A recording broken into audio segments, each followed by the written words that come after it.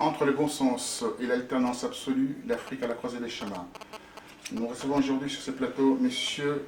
Michel Innocent Péan, docteur en management financier de l'Université libre de Bruxelles. Il est avec nous à Paris. On va parler sur l'évolution politique et aussi les alternances en Afrique. Pour débattre sur ces sujets récurrents, sujets importants, nous avons sur ces plateaux bien sûr, de journalistes et des talents ici, Madame Yasmina Lalou, qui est ancienne de Jeune Afrique de 2004 à 2008, professeure de journalisme à l'École supérieure du journalisme de Paris. Vous collaborez aussi de plusieurs magazines, donc sous couvert de IC. Voilà, le groupe IC qui publie différents magazines tels que News African, le magazine de l'Afrique, African Business, magazine de la femme africaine et African Banker. Donc vous me dites c'est pas cela. À ma gauche, nous avons M. Bernard Koch, qui est journaliste et professionnel de Zion TV, également de Afrique Antilles. Donc il est spécialisé sur l'Afrique et également les Antilles. Moi-même, votre serviteur, Roger Bongos, journaliste SR TV, et également Afrique Rédaction et Afrique Continent. Bonjour à vous, bonjour à tous. Bonjour. Alors, pour rentrer dans le vif du sujet, on va aborder ce sujet sur les alternances en Afrique. On a remarqué ce qui s'est passé au Burkina Faso et dernièrement au Burundi. Est-ce que les gens qui ont une certaine velléité de rester au pouvoir, de s'éterniser au pouvoir, ont aujourd'hui une cause, quelque chose qui plaide à leur cause par rapport à ce qui s'est passé au Burundi? Un dictateur s'est maintenu au pouvoir. Oui, mais je dirais que dictateur se maintenir au pouvoir, ce serait peut-être trop dit. Parce que, à mon avis, je crois que dictateur, si c'est une appréciation interne, mais si c'est une appréciation externe, bon, je crois qu'on ne parlerait pas de dictature. La preuve en est que je l'ai énuméré dans mon ouvrage, quand j'ai parlé de la Libye de Muammar Kadhafi. Et hier, Muammar Kadhafi était traité de dictateur.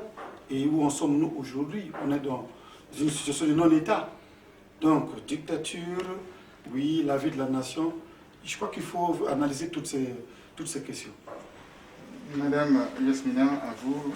Justement, moi je vais rebondir sur la question de mon confrère Roger Bongos par rapport à cette question des dictateurs qui, comme vous l'affirmez dans votre livre, en fait c'est l'un des arguments de votre livre. Vous dites en gros, lorsque un leader charismatique est brutalement chassé du pouvoir, c'est alors le chaos qui règne.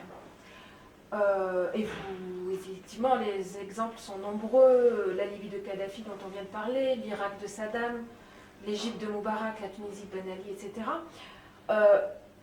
Ce sont des dictateurs qui ont plutôt dans l'ensemble régné eux aussi brutalement. Mais en gros, est-ce que vous pensez que si les peuples qui les ont chassés avaient le choix aujourd'hui, préféreraient-ils le retour de ces dictateurs plutôt que la situation actuelle de non-État? En gros, en d'autres termes, est-ce qu'ils préféreraient la dictature mais l'ordre ou bien la liberté mais le chaos? Oui, mais madame, je dirais peut-être que le choix est clair pour tout un peuple de voir vivre une situation où on se retrouve dans des cas où il y a 100 000 morts, 150 000 morts, 200 000 morts, et de rester dans une situation où... Parce que la démocratie ne se résulte pas seulement au respect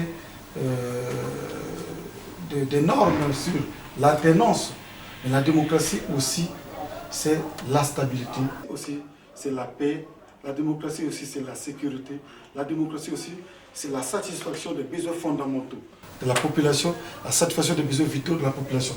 Mais si tous ces concepts sont appliqués, sont réalisés, je ne vois pas en quoi parler d'une dictature.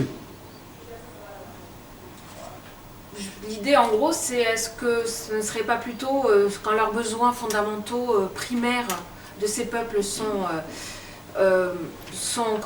satisfaits par les entre guillemets, si vous préférez le terme entre guillemets, au pouvoir, est-ce que ce ne serait pas plutôt une sorte de prison dorée? Oui, mais parce que quand nous parlons de dictateur, dictature, moi je crois que ce serait peut-être trop dur. Parce que on a eu des cas où, par exemple, en Cuba, hier on parlait de la dictature. Mais quelle situation ce pays a aujourd'hui? Quelle position ce pays a aujourd'hui? Vous voyez? Si nous parlons de la satisfaction des besoins fondamentaux de la population, nous parlons de la construction, nous parlons de quelqu'un qui bâtit. Moi je crois qu'on ne parlerait pas tout de dictature, parce que dictature, ce serait... D'ailleurs, j'ai parlé de mon ouvrage, j'ai parlé de Margaret Thatcher, qui avait des principes durs, qui appliquait des mesures fortes à sa population. Mais Margaret Thatcher n'était pas dictateur. Voilà.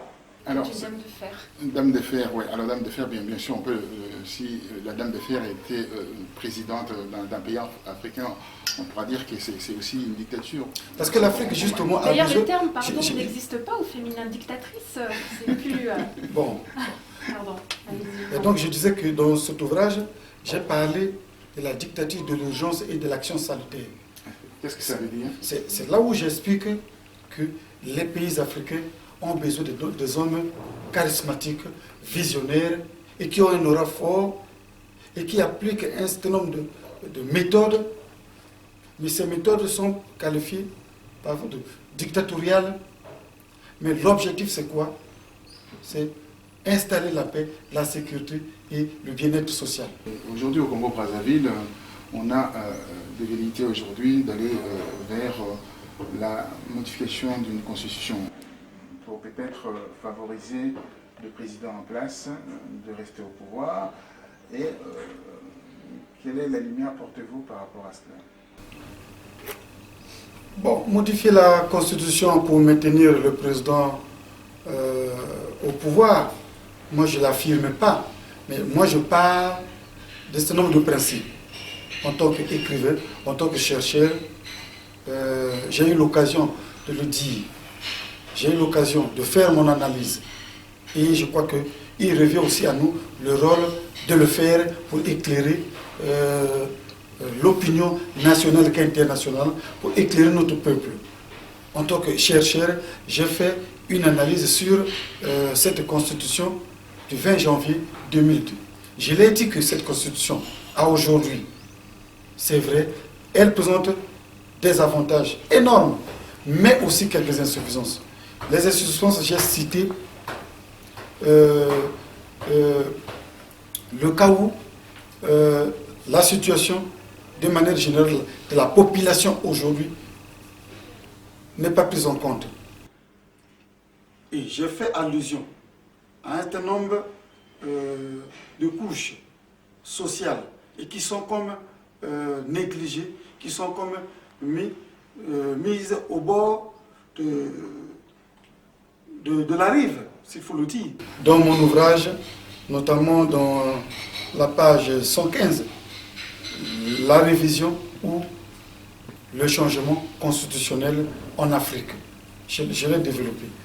Et puis, vous savez, vous m'avez parlé du Congo-Brazzaville. Je voulais dire qu'en tant qu'écrivain et chercheur, nous avons le devoir d'éclairer l'opinion nationale et internationale d'éclairer, de réveiller les esprits endormis pour qu'ils sachent réellement de quoi s'agit-il. S'agissant de la constitution du 20 janvier 2002 au Congo, vous constaterez avec moi que hier, la plupart de nos dirigeants qui étaient candidats aux élections présidentielles en 2009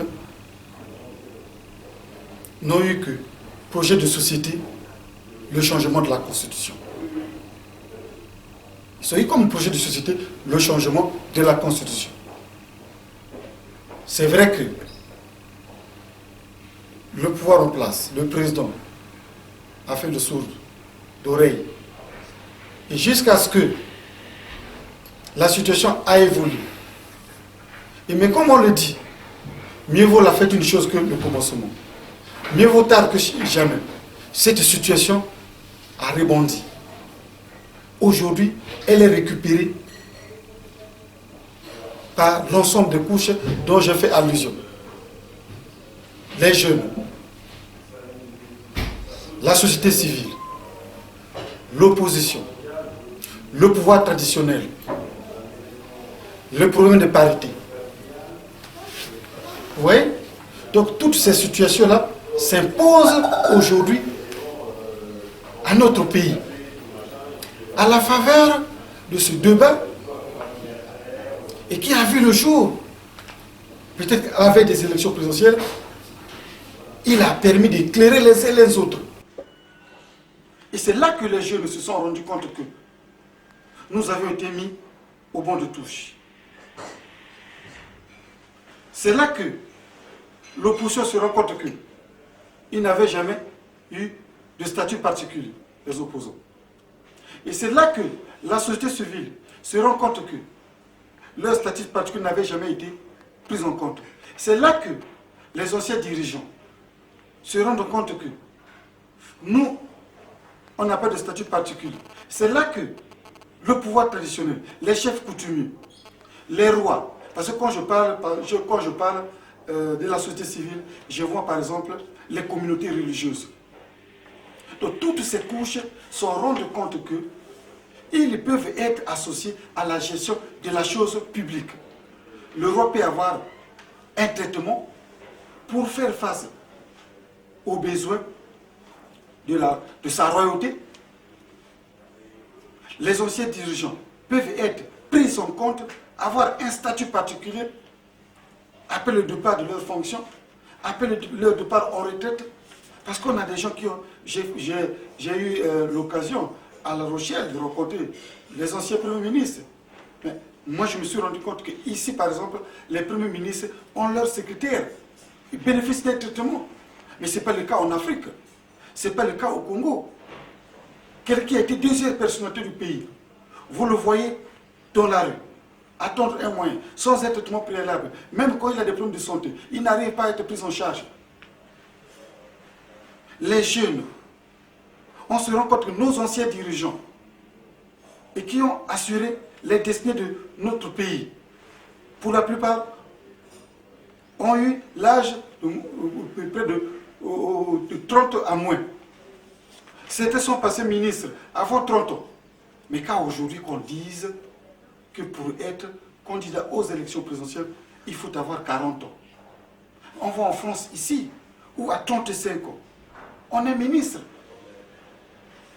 Mais vous n'allez pas me dire qu'au Congo, il y a un ministre qui a 35 ans, il y a un ministre qui a 25 ans, il y a un ministre qui a 28 ans. Mais c'est là que tout le monde se rend compte qu'ils peuvent être associés à la gestion de la chose publique. Maintenant, qu'on soit à la fin du mandat, parce que certains pensent qu'ils doivent arriver aux affaires. Ils doivent assurer la succession, ils doivent assurer le remplacement. Mais les autres couches défavorisées, c'est là que les gens posent comme préalable. Parce que j'ai eu l'occasion de discuter avec la jeunesse à la Sorbonne. J'ai discuté avec la jeunesse à Amiens, un peu partout. On va parler de ce que vous avez fait comme tournée. Voilà. Donc, les gens se disent nos intérêts, nos situations. Parce que hier, Le paysan ne connaissait pas la Constitution. Le piroguier ne connaissait pas. L'agriculteur, le taximan ne connaissait pas. Maintenant que tout le monde, à la faveur de ce débat, un peu partout en Afrique, comme au Congo, comme en Afrique, les gens se rendent compte que nous étions mis à l'écart et que nous pouvons être associés et nous pouvons bénéficier des avantages autant que tout le monde. Vous êtes prolixe, c'est Voilà. très bien. Voilà la situation. Il est prolixe. Alors, je passerai la parole à notre confrère Bernard Poche. Il va essayer d'évoquer un peu vos tournées. Oui. La première question que j'aimerais vous poser, monsieur, c'est qu'est-ce que vous avez retenu des avis que vous êtes, enfin, les gens avec qui vous avez discuté, excusez-moi, qu'est-ce que vous en retenez de l'échange que vous avez eu entre vous et ceux que vous avez rencontrés Lors de vos tournées. D'abord, lors de mes tournées, la préoccupation fondamentale était de communiquer mon message. Mon message après une analyse, après des recherches. Je me suis rendu compte que la démocratie, c'est vrai, elle est universelle, mais la démocratie obéit aux normes, aux cultures, au climat et aux réalités des nations. C'est comme ça que dans mon ouvrage, j'ai eu à développer la démocratie à l'africaine. Donc le bon sens que je définis comme une vertu de la démocratie à l'africaine fondée sur le dialogue, le consensus, la concertation, le compromis et les valeurs initiatiques par les recours vers nos valeurs ancestrales à l'image de nos aïeux, comment ils faisaient pour résoudre les différents conflits qui naissaient dans nos sociétés anciennes. Et j'ai défini l'alternance absolue comme le respect strict des textes existants. Et c'est le message que j'essaie de communiquer à travers les nations et que j'estime un message de paix parce que j'invite les Africains à dialoguer, à échanger, à trouver un consensus à l'image de ce qui se passe aujourd'hui en référence à la Libye où les gens n'arrivent pas à s'accorder aujourd'hui. J'invite les Libyens au dialogue et comme les autres nations en conflit, en difficulté, et c'est le message que je communique à travers les nations, à travers mes différentes tournées, à travers les échanges avec les cadres, les intellectuels, les universitaires. Parce que j'estime que la mission de paix, la mission de stabilité, la recherche des vies humaines, le sauvegarde des vies humaines n'a pas de prix. Vous pensez, je peux me permettre que je pose une autre question. Est-ce que vous pensez que c'est possible en Afrique d'arriver à ce stade-là? Oui, mais je propose ma recette Oui. à qui veut l'accepter. Il revient aux uns et aux autres de l'accepter comme de le refuser, à choisir la voie du malheur comme la voie du bonheur. Libre choix à tout un chacun. Yasmina, quand vous attendez cela, vous dites qu'il exhibe cet épouvantail de la peur libyenne, le malheur, etc. Est-ce que ce n'est pas une démagogie par rapport à cela? Ben, disons que justement, comment dire, vous opposez dans votre livre la démocratie à l'africaine, africaine et la démocratie à l'occidentale. Effectivement, on ne peut pas la plaquer de manière artificielle, l'importer de l'Occident et la plaquer sur le continent comme ça. Il faut tenir compte des réalités. Mais selon vous, quel est justement le principal ou les principales entraves à cet avènement démocratique sur le continent ou les défis majeurs à relever? Le constat, madame, le constat a été fait. Après l'accession des pays africains à la dite démocratie, conditionnée par les conférences nationales souveraines, le constat a été fait aujourd'hui, après son application, après son accession, après l'accession des pays africains à la dite démocratie. Le constat est amer. C'est les chaos, les destructions, les pillages, les viols, les assassinats. Parce que justement, la démocratie n'est pas adaptée aux réalités, aux cultures, aux mœurs. Et c'est pourquoi j'ai parlé d'une démocratie fondée sur les réalités des États, comme la démocratie, on peut le dire, la démocratie à la chinoise, la démocratie à l'américaine. La démocratie occidentale a été adaptée. Vous allez répondre Les bien Américains sûr. l'ont adaptée à leur réalité, les Chinois l'ont adaptée à leur réalité, les Français l'ont adaptée à leur réalité, et c'est ce que l'Afrique doit l'adapter à sa réalité. Alors justement, la question que j'ai envie de vous poser, et que vous posez vous-même dans votre livre, à quel système politique aspirent les Africains? Pour les téléspectateurs qui nous regardent, peut-être pourriez-vous y répondre? Mais le système politique que les Africains aspirent, les Africains aspirent à une réalité, à la réalité d'une démocratie fondée sur leur culture, leur réalité, parce que j'estime que c'est la démocratie fondée sur les réalités des nations en utilisant justement les facteurs dont je fais allusion, du dialogue, du consensus, de la concertation. Pour moi, c'est un moyen d'apaisement des crises en associant tous les acteurs à la gestion de la chose publique où les intérêts des uns des autres sont pris en compte, les différents acteurs se retrouvent dans la gestion d'une nation et c'est en cela qu'on peut apaiser les crises dans tous les États aujourd'hui en conflit. Moi, je reviens par rapport à vos tournées à travers le monde. Vous avez fait plusieurs pays. Vous avez fait la Sorbonne, vous avez fait l'Université catholique de Lille, vous avez fait Amiens, vous avez été acclamé, vous avez été plébiscité. Il y a quelques récalcitrants qui disaient que voilà, non, il ne faut pas être là, mais beaucoup vous ont acclamé. Alors, c'était quoi aujourd'hui? Le souffle s'est retombé un peu, on vous a oublié, donc on vous entend plus parler, vous êtes proche maintenant. Je continue à être invité. Je continue à être invité. Il n'y a pas longtemps, je sors de National Press Club aux États-Unis, où je suis même passé à 52 millions de vues par la pertinence des sujets que j'ai évoqués là-bas, où le monde s'intéresse. Donc aujourd'hui, il révèle à ceux qui ont des intérêts particuliers, ceux qui ont des intérêts privés et qui pensent qu'ils doivent les satisfaire au détriment des intérêts collectifs, des intérêts publics, de la situation des uns des autres. Alors, je repose encore la question pour passer la parole à mon confrère à gauche. Alors, quand on parle de l'alternance absolue, on voit d'ailleurs cette alternance absolue, certaines modalités, l'alternance absolue, les termes absolus, ça montre bien qu'il y a l'absolu dans cette alternance. Et moi, ça m'inquiète. La vraie démocratie demande à ce qu'il y ait la vraie alternance, pas absolue. Qu'est-ce que c'est cette différence, l'alternance absolue et la vraie alternance?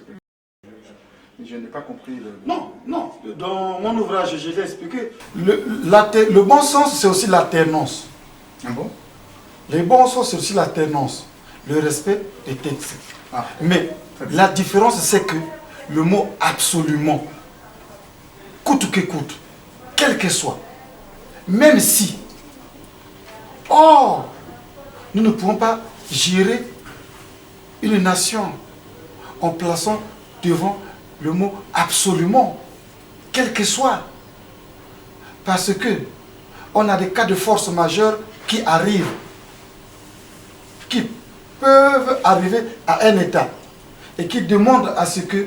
C'est-à-dire, quel cas de force majeure, par exemple? On allait poser la question, alors je vous reprends ça. Allez-y. Oui, ben justement, quelle sorte de... Oui, mais quand j'ai parlé du bon sens, d'une démocratie fondée sur les réalités des États. Quand je parle de réalité, on voit la conjoncture. On voit la conjoncture. Parce que les textes sont inscrits noir et blanc. Les textes sont des copier-coller. Des copier-coller. Vous voyez? Donc à un certain moment, les situations évoluent. Les nations évoluent. Les hommes évoluent. Mais quand les hommes évoluent, les situations ne peuvent pas être les mêmes. C'est ça le problème. Si hier, on a un texte qui avait été inscrit en tenant compte des réalités du moment, mais avec l'évolution, avec les besoins de l'heure, est-ce que la situation est la même? Je l'ai dit tout à l'heure que la réussite de la démocratie n'est pas forcément le respect des mandats, le respect de l'alternance. La réussite de la démocratie, c'est la satisfaction des besoins vitaux, des besoins fondamentaux de la population. Alors, moi j'ai envie de vous poser une question que vous abordez encore une fois dans votre livre. C'est d'ailleurs tout un chapitre est intitulé Les piliers de la démocratie. Donc vous en énumérez un certain nombre que vous définissez brièvement. Et l'un de ces piliers, et là je vous cite, ce sont des élections libres, régulières, justes et démocratiques. Est-ce selon vous une réalité ou bien un vœu pieux? Oui, mais madame, quelle que soit la démocratie, qu'elle soit à l'occidentale ou à l'africaine, il y a élection libre, indépendante, où le peuple s'exprime. Parce qu'un chef d'État ne peut pas s'autoproclamer, il n'y en a jamais eu, s'autoproclamer chef d'État sans élection. Donc, quel que soit, à l'occidentale ou à l'africaine, il y a élection qui s'organise.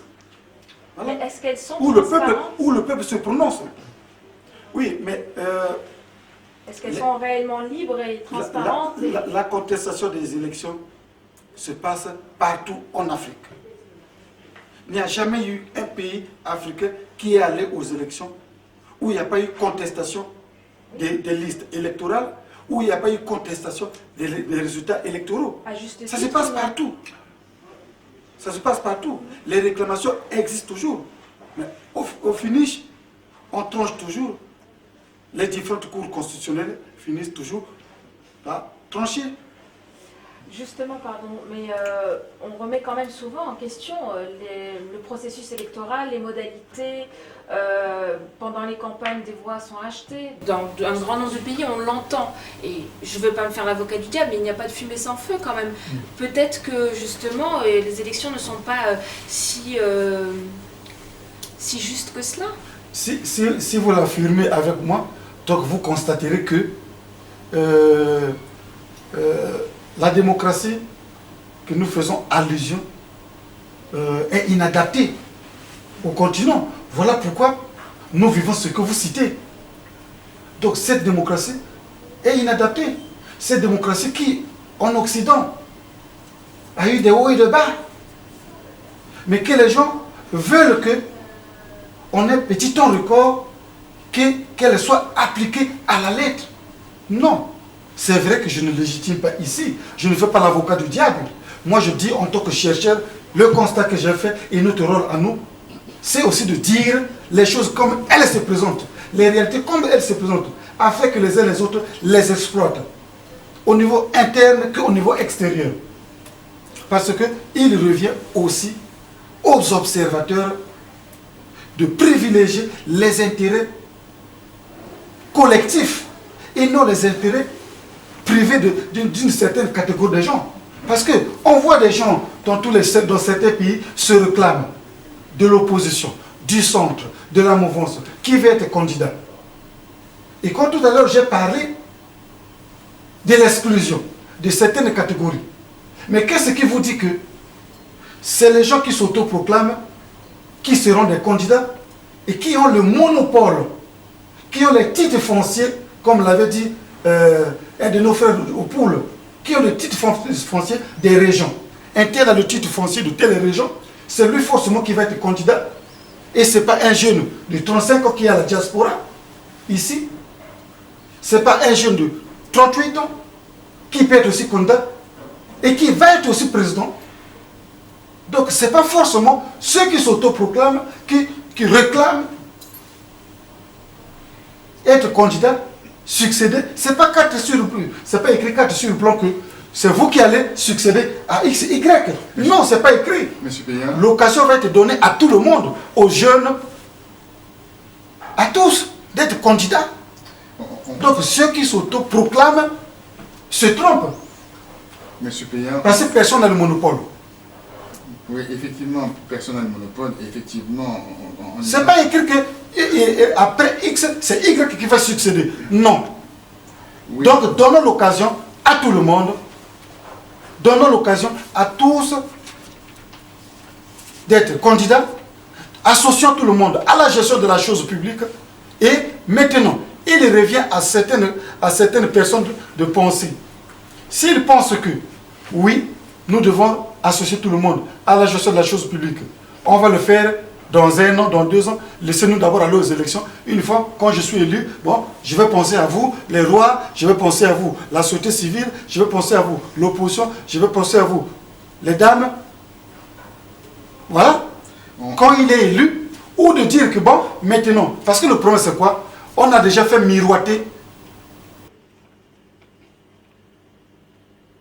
à toutes ces couches que voilà votre situation.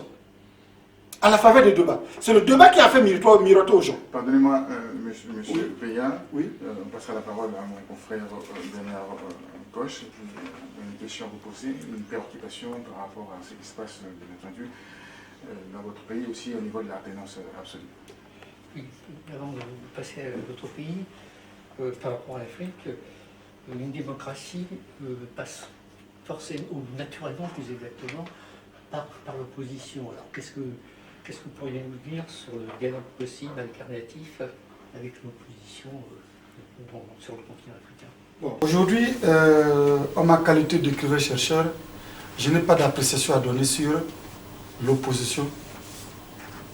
Je n'ai pas le droit d'apprécier le travail de l'opposition parce que je ne suis ni à la mouvance, ni à l'opposition. Je suis exempté de tout cela. Mais dans un pays, pour qu'il y ait existence, il faut qu'il y ait échange des contraires. Pour qu'il y ait existence, il faut qu'il y ait l'opposition. L'opposition ne peut qu'avoir sa raison d'être, sa place. Parce qu'on ne peut parler d'un pouvoir sans opposition. Je parle des principes universels existants. Oui, justement. On prend l'exemple de la RDC. Vous parlez d'alternance, mais est-ce qu'on n'est pas en train d'assister, comme dans d'autres pays, finalement, à une sorte de transmission de pouvoir de père en fils, puisque, comment dire, on le voit au Gabon, Omar Bongo comment dire, enfin son fils Ali lui a succédé. Au Togo, c'est Eyadema qui a transmis entre guillemets le pouvoir à son fils fort. Et en RDC, donc c'est Joseph Kabila qui a... Bon, je ne légitime pas ça. La preuve en est que le Sénégal, elle a un exemple, il y a eu élection. Bon, le président sortant a eu un fils qui était aux affaires, mais ce n'est pas le fils qui est là. Donc ça, je ne légitime pas qu'il y ait succession du pouvoir de père en fils, transmission pour en fils. Je ne légitime pas ça. Moi, je pars du principe que le pouvoir, je l'ai développé dans la page 225 je crois, de l'ouvrage. J'ai parlé de la spiritualité du pouvoir. L'initiation au pouvoir. Le pouvoir doit être un processus. Le pouvoir n'est pas quelque chose du jour au lendemain qu'on parachute. Le pouvoir doit être perçu comme un processus où on suit l'initiation. Et on prépare un certain nombre. Je l'ai dit aussi que les chefs d'État d'Afrique doivent choisir un certain nombre de jeunes du nord au sud, de l'est à l'ouest, ceux qui sont compétents, les préparer les occasions à venir à une gouvernance. Pour ne pas qu'on tombe dans une situation où un chef d'État part et les gens ne sont pas préparés à une gouvernance et on tombe dans le chaos, comme a été le cas après le départ de Houphouët-Boigny en Côte d'Ivoire. Donc le pouvoir doit être perçu comme un processus. J'ai parlé de la spiritualité du pouvoir. Il ne suffit pas de le vouloir, d'affirmer son ambition. Mais le pouvoir lui-même se choisit des hommes. Avant même que le choix ne soit entériné par le peuple, le pouvoir a choisi ses hommes. Et c'est ce que j'appelle la spiritualité du pouvoir. Alors quand vous parlez dans votre livre, dans la page moins 225, en Afrique, une blanchisserie pour les ex-militaires du pouvoir, qu'est-ce que vous voulez dire par là? À l'opposition politique en Afrique comme une blanchisserie pour les aides au pouvoir. À l'opposition politique en Afrique comme une blanchisserie pour les aides au pouvoir, je fais allusion à ceux qui, à la plupart de nos dirigeants en Afrique. Vous allez constater que la plupart de ceux qui sont à l'opposition ont été qui ministres, qui Premier ministre, qui est président de l'Assemblée, qui est président du Sénat. Et une fois que vous soyez mis de côté par soit mauvaise manière de servir, automatiquement vous accédez à l'opposition. Et quand vous accédez à l'opposition, vous êtes acclamé en Afrique, vous êtes blanchi. Parce que j'ai parlé qu'en Afrique, nous ne combattons pas les idéologies comme ici la gauche combat la droite, parce que le projet de société de la droite ne répond plus aux aspirations de la population. Voilà pourquoi la droite combat la gauche, vice-versa. Mais en Afrique, nous combattons les hommes parce que c'est la guerre de succession, la guerre de remplacement. Et j'ai dit, c'est la politique de quitte-toi, je m'y mets. Voilà pourquoi j'ai parlé de l'opposition politique en Afrique comme une blanchisserie. Et quand vous accédez, quand vous êtes mis de côté, automatiquement, vous devenez opposant. Sans savoir que vous êtes passé, vous étiez pendant 15 ans ministre, pendant 17 ans ministre, pendant 20 ans ministre. Vous avez signé des contrats, on les place. Et vous avez mal travaillé, mal géré aussi, à ceux que vous accusez. Mais le fait que vous basculez de l'autre côté, vous devenez blanchi. Et vous, quand vous constatez, la plupart des malheurs qui viennent dans nos pays, vous remarquerez que ce sont toujours autour des mêmes hommes qui étaient conseillers d'un chef qui a conduit le pays dans ceci, qui était au cabinet d'un chef qui a conduit le pays dans cela. Et c'est autour des mêmes hommes. Mais la jeunesse, et qui est l'avenir de demain? La jeunesse, qui est l'espoir de demain, est placée où? Je fais allusion à ceux qui, à la plupart de nos dirigeants en Afrique. Vous allez constater que la plupart de ceux qui sont à l'opposition ont été qui ministre, qui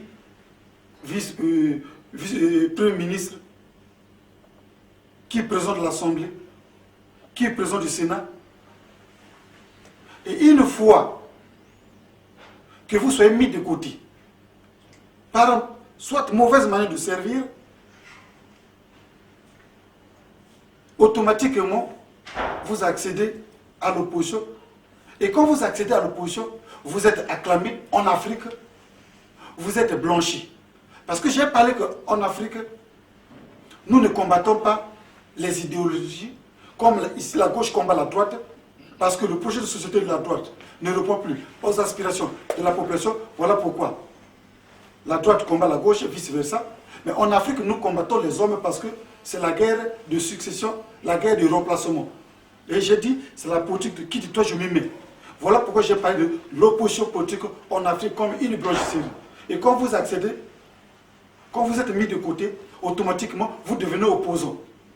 Sans savoir que vous êtes passé, vous étiez pendant 15 ans ministre, pendant 17 ans ministre, pendant 20 ans ministre. Vous avez signé des contrats, on les place. Et vous avez mal travaillé, mal géré aussi, à ceux que vous accusez. Mais le fait que vous basculez de l'autre côté, vous devenez blanchi.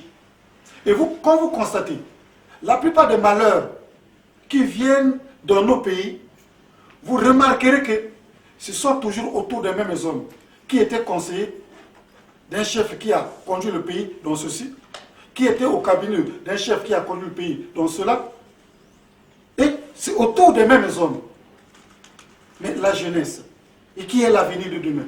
La jeunesse, qui est l'espoir de demain, est placée où? Et placée où? On arrive au terme. Il nous reste une question. Voilà, allez-y, une question par rapport au Congo-Brazzaville.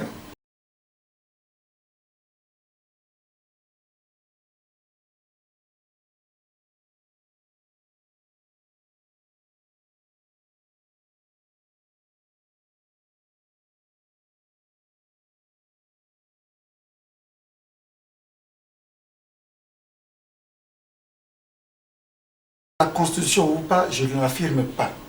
Mais je présente les choses à là, travers mon constat. Vous cachez derrière ça. Il faut expliquer. Non, il faut l'affirmer. Je ne l'affirme pas qu'au Congo, on doit changer forcément la Constitution ou non. Le problème, c'est quoi? En tant que chercheur, je présente les choses, le constat que j'ai fait de manière générale en Afrique, à travers l'échec de la démocratie. Maintenant, le cas du Congo que vous faites allusion. Aujourd'hui, il revient au peuple de trancher. Nous avons deux camps qui se présentent. Dans ces deux camps, certains sont pour le changement de la Constitution, avec leurs raisons multiples. D'autres sont pour le non-changement de la Constitution. Mais les observateurs doivent se mettre du côté de la majorité. Que dit la majorité? Et pourquoi la majorité dit ça? Que veut la majorité, la minorité? Pourquoi la minorité dit ça? C'est ça le problème. Est-ce que c'est la majorité qui est pour le changement de la Constitution avec ses raisons, ou c'est la minorité avec ses raisons? Et au finish, qu'est-ce qui peut assurer la stabilité? Qu'est-ce qui peut rassurer? Oui, c'est ça le problème. La dernière question à notre consoeur Oui, merci. Je vais juste vous demander une question qui... Puisqu'en gros, il y a une démocratie universelle et en même temps, il y a une démocratie relative d'après ce que... Est-ce que... Et vous avez parlé de la Chine en utilisant le terme de démocratie, parce que vu de l'intérieur, vu de l'extérieur, c'est pas forcément la même perception. Est-ce à dire aujourd'hui, est-ce que ça revient à dire qu'il n'y a pas de dictateur et qu'il n'y a pas de dictature, que tout est une question de perception? Bon, d'abord, vous avez parlé de l'universalité de la démocratie. Moi, je dis que l'universalité de la démocratie se résulte dans sa définition. C'est là où on peut parler de l'universalité de la démocratie. Mais dans la pratique, elle dépend d'un État à un autre. Elle dépend d'un continent à un autre. Quand vous avez parlé de la politique d'autarcie qui était hier menée par la Chine, ce n'était pas la même politique qu'en France. La politique qui était menée en Cuba n'était pas la même politique qu'aux États-Unis, qu'en Angleterre. Donc la démocratie obéit aux réalités, aux normes des États. Parlons de la dictature. Mais la dictature n'est pas un fait de l'extérieur. La dictature, c'était un fait interne.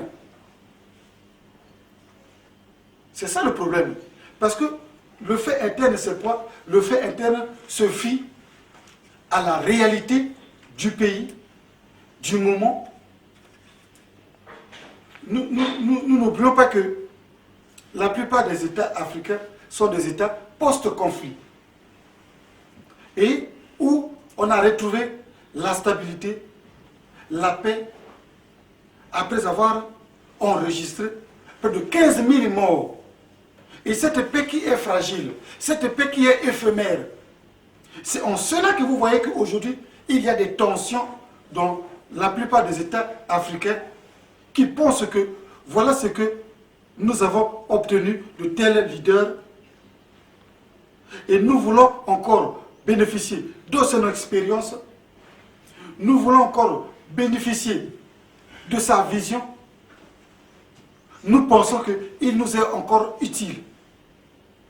Et nous avons le cas où certains pensent qu'il travaille bien ou pas, nous n'avons plus besoin de lui, qu'il parte, je vais le replacer. Alors moi, je termine avec la question suivante. C'est une question qui regarde votre pays, qui est le Congo-Brazzaville. Aujourd'hui, on rentre dans ces dialogues alternatifs. L'opposition est là aussi. Mais on voit à travers ces dialogues aussi, il y a aussi l'arrivée de ces référendums qui permettraient, en fait, si on veut, au président de renouveler son mandat.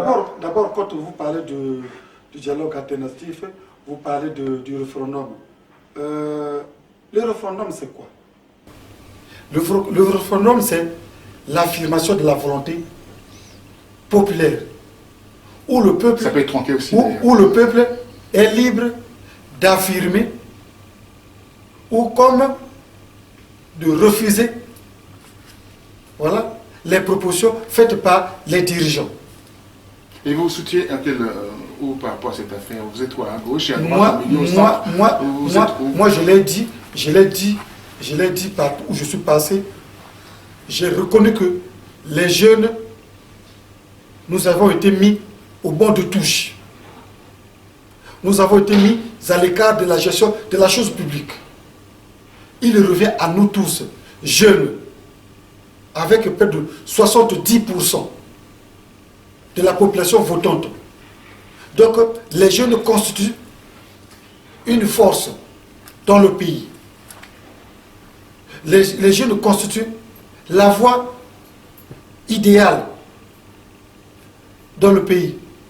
Il revient à nous autres de voir si nous devons continuer à être au banc de touche, nous les jeunes du Congo comme d'Afrique. Il revient au peuple de voir, de trancher. Si le peuple doit nous laisser toujours les mains croisées au bord de touche, c'est le peuple qui doit trancher. Le peuple doit trancher. Si le peuple doit penser qu'ils doivent nous associer à la gestion de la chose publique, il revient au peuple de trancher. Et le peuple seul saura par quel moyen réhabiliter les jeunes. Le peuple seul saura par quel moyen associer les jeunes à la gestion de la chose publique, associer le pouvoir traditionnel à la gestion de la chose publique, associer les rois, l'opposition, les religieux, les dames, la couche de 70 ans et plus. Il revient au peuple de trancher. Il revient au peuple de trancher. Merci infiniment. Mais nous n'oublions pas qu'il y a un problème de responsabilité qui se dégage. Un problème de responsabilité devant l'histoire. Les uns se sont exprimés. Ils pensent que eux c'est cela. Les autres aussi se sont exprimés. Mais la voix de la minorité et de la majorité est laquelle? Comme je vous l'ai dit, nous les jeunes, nous savons que nous sommes mis à l'écart de la gestion de la chose publique. Nous les hommes, les jeunes, nous pensons que nous avons été observateurs depuis beaucoup d'années, contrairement aux autres en France, en Grèce, où le Premier ministre, vous connaissez l'âge, je n'ai pas besoin de le dire, il revient aux jeunes et au peuple de trancher. C'est ce que je peux dire. Très bien, monsieur. Et aussi aux observateurs extérieurs qui nous observent, de voir quels sont les intérêts des uns et des autres. Je viens de vous le dire que les jeunes sont mis à l'écart. Donc à tout un chacun d'observer, oui, de trancher. Merci, nous sommes payants. On a passé près de 47 minutes.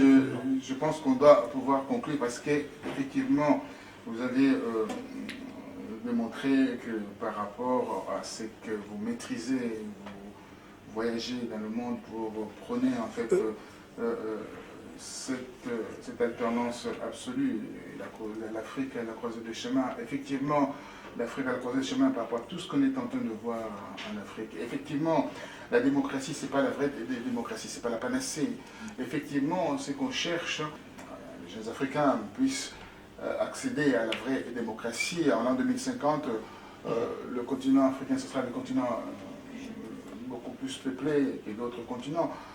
Donc on a besoin, bien entendu, de vraies alternances, des vraies politiques et des vraies démocraties. Or, on voit à travers tout ce qui se passe, il y a des tensions, il y a des guerres instrumentées, il y a des guerres ethno-tribales, il y a énormément de choses. C'est qu'on peut dire à travers votre bouquin, on apprend énormément, on apprend comment vivre dans cette nouvelle société africaine, particulièrement au Congo, là où il y a aussi une certaine tension, on venait de dire.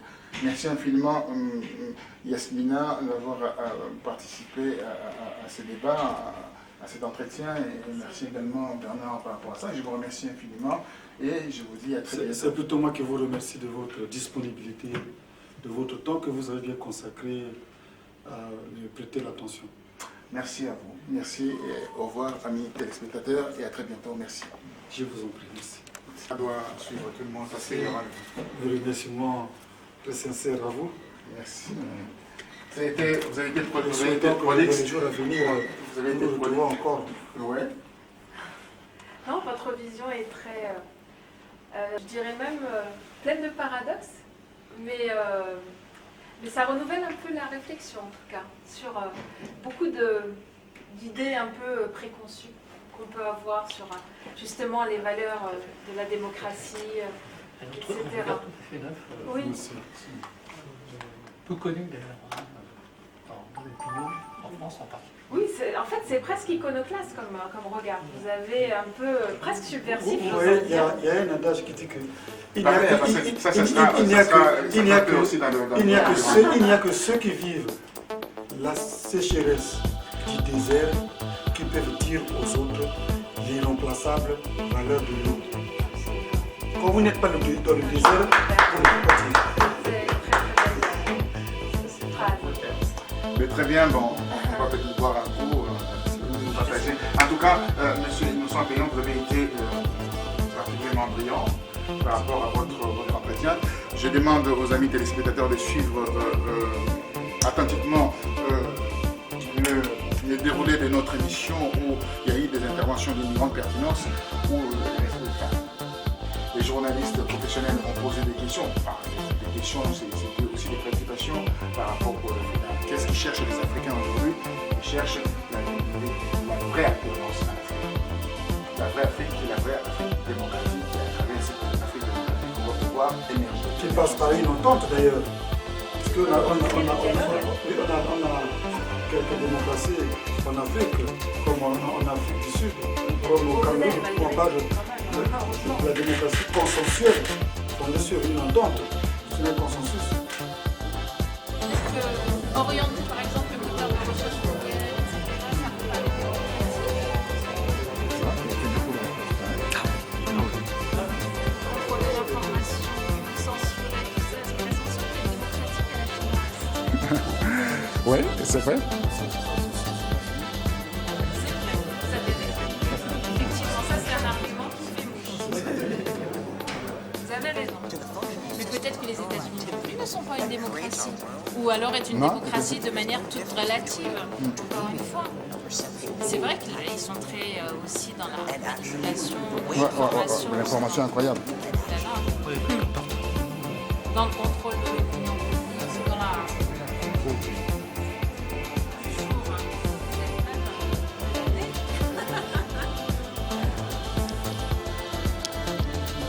Tu ramènes le dédicace là, hein? Tu ramènes l'huile pour dédicacer, tu ramènes en même temps ton huile pour dédicacer. Ramène ton huile.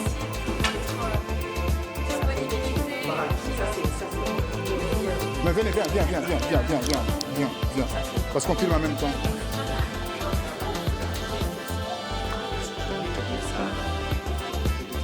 Ouais, assieds-toi côté.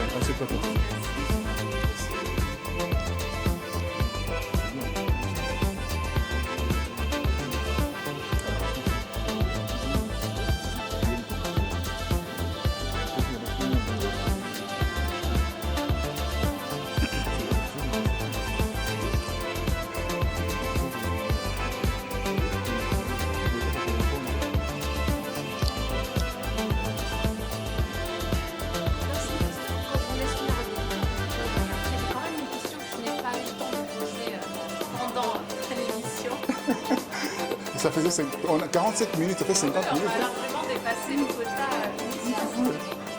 Bon, voilà. C'est beaucoup, hein? Moi, j'étais parti pour 31 minutes. Est-ce qu'on garde le temps, hein?